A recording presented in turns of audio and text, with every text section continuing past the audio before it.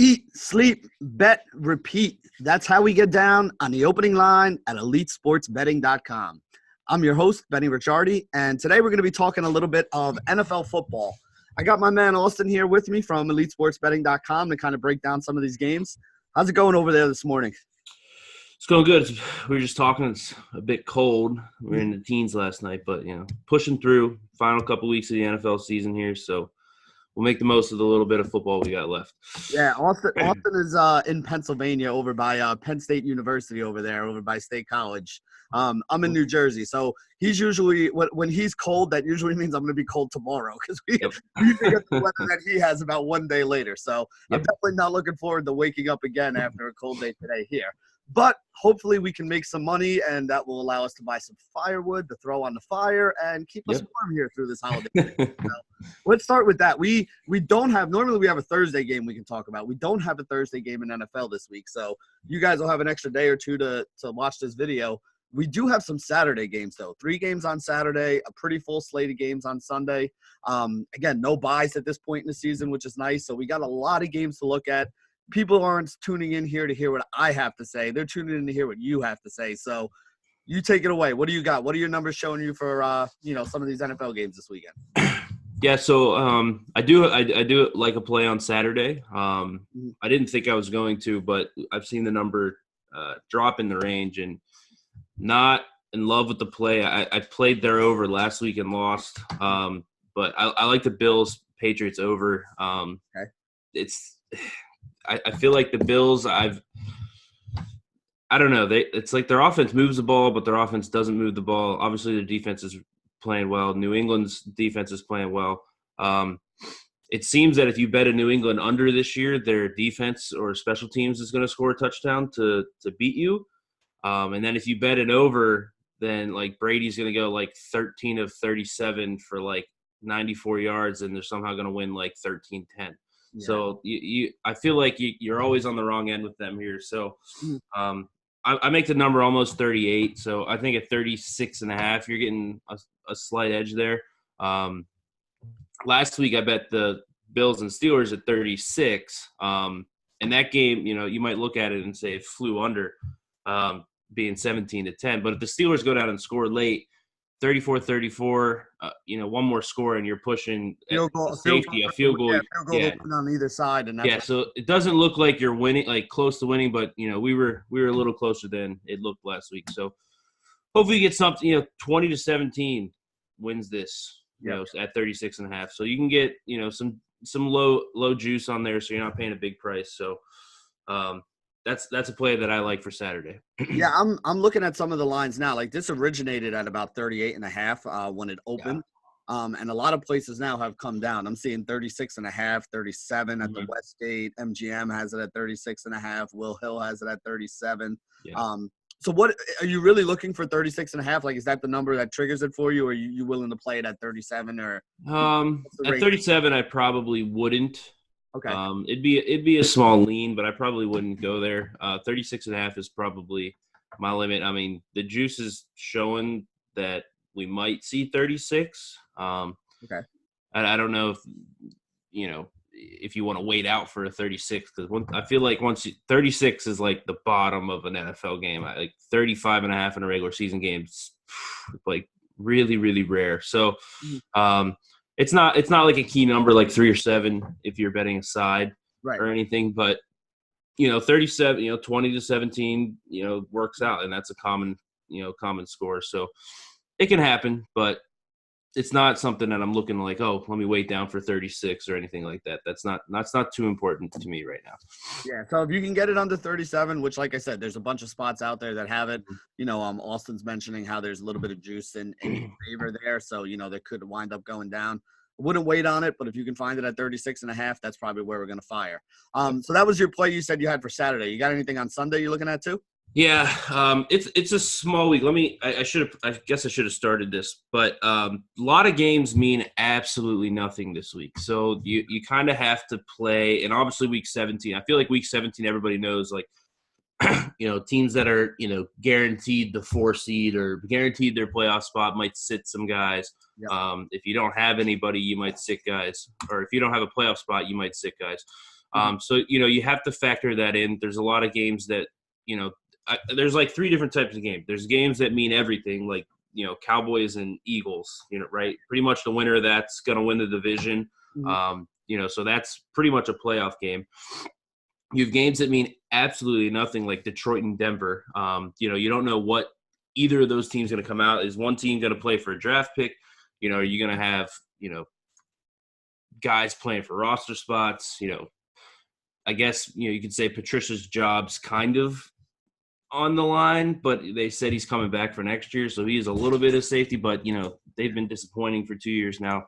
And then you have a game like my Steelers at your Jets where, the Steelers are playing for everything. A loss really hurts their chances of making the playoffs, where the Jets don't really benefit from a win, but, they haven't played well, they've just been a mess this year. So you kind of have to see, what are the Jets going to show? So I got to factor that in. My card, I only really like one play for the whole board. The numbers might move into range, but I like the Chiefs over. Again, you're playing Chicago over, which is not great, but this is what we deal with. You're betting some ugly games in the NFL late in this year. But I still think the Chiefs' offense is good enough to move the ball on Chicago's defense. Again,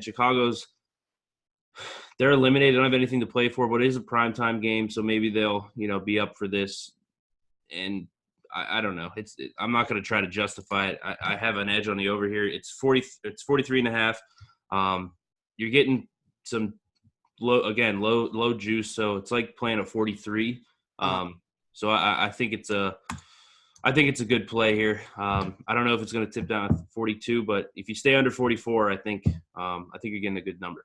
Yeah, so this is another one. It opened at 45. Opened at 45 with the Chiefs favored by 4.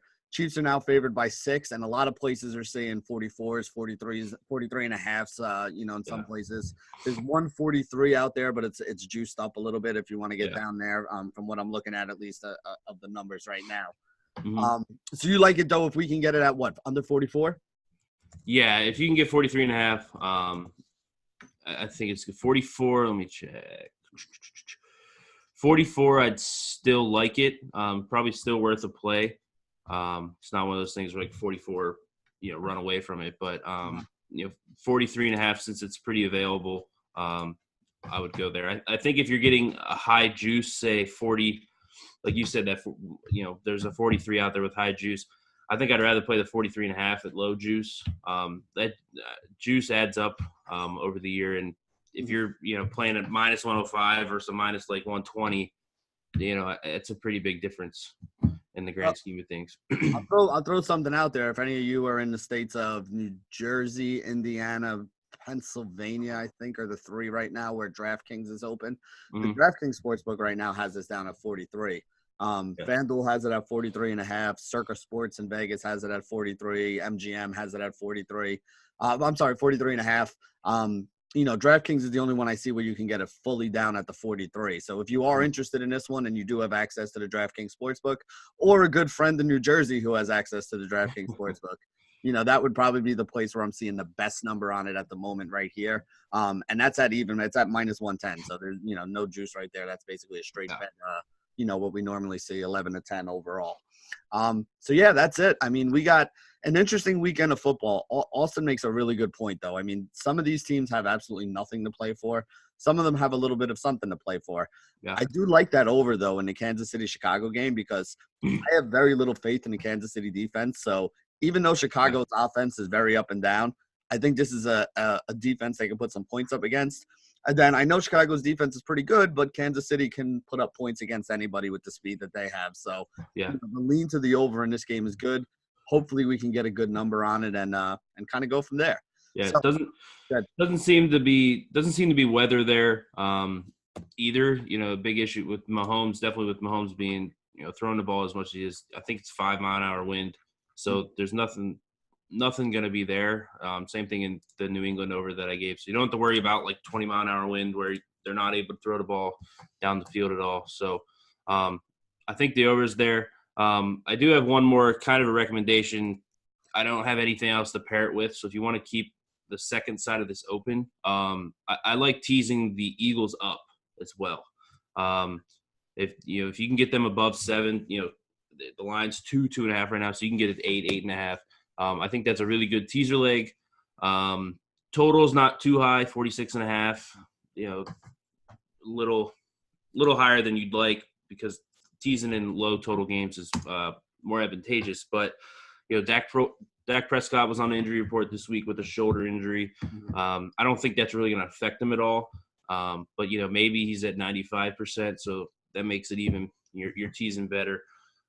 Should be a close game, and it always is nice because Dallas is super conservative. Maybe on the road they keep Philly in the game for a little bit, but I think that's a good teaser leg if you either have a teaser open or if you want to keep one open going forward.